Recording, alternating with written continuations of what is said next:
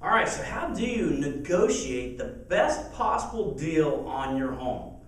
Okay, so how do you do that? So most people, think that if a home's worth $100,000, the best way to negotiate with it is to go ahead and start put an offer in at $40,000. See what they take.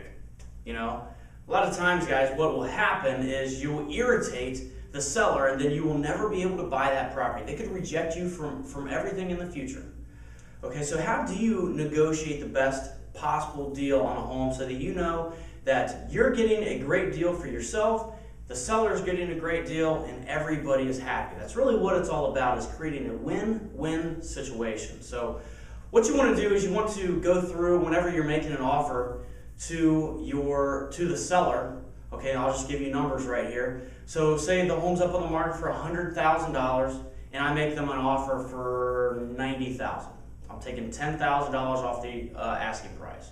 Typically, at $100,000, $10,000 off is a lot of money.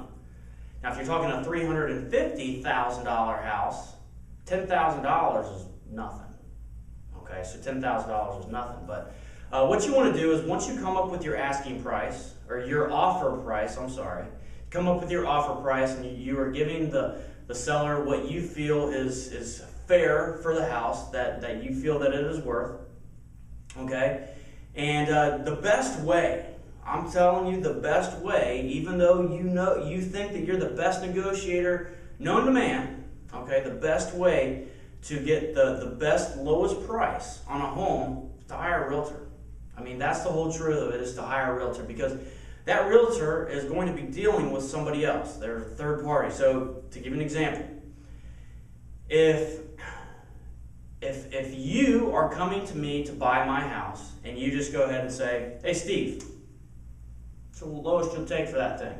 First of all, I'm already irritated at that. Don't ask me what my lowest price is.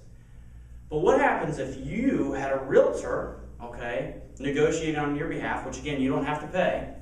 Okay, whenever you buy a house, you don't have to pay those realtors.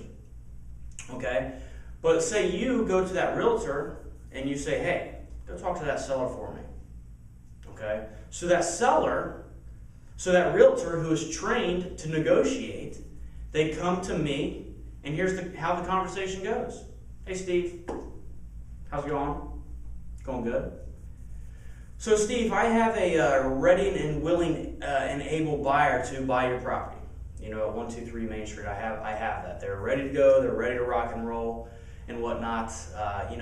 But here's the deal. We have a couple concerns about the property. Me and my client, we've got a couple concerns about the property, and we want to know if it would be a good fit. But the $100,000 isn't going to work. It's just not going to work. That's not really where we're aiming at. So." What would be like the price that you would take that you think would be sufficient to you and the buyer? The way that realtor just structured that is they just asked me, "What's my bottom line?" without saying it. Okay, so that's the whole truth of it. So just because you think whenever you buy a house that you have to pay somebody, a realtor, to negotiate on your behalf, you don't have to pay them. The seller is paying them.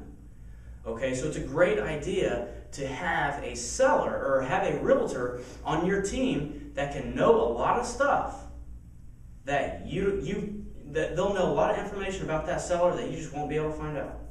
Okay, that's the whole truth of it. And they'll be able to get that bottom figure out of that seller or that listing agent a lot easier than what you will.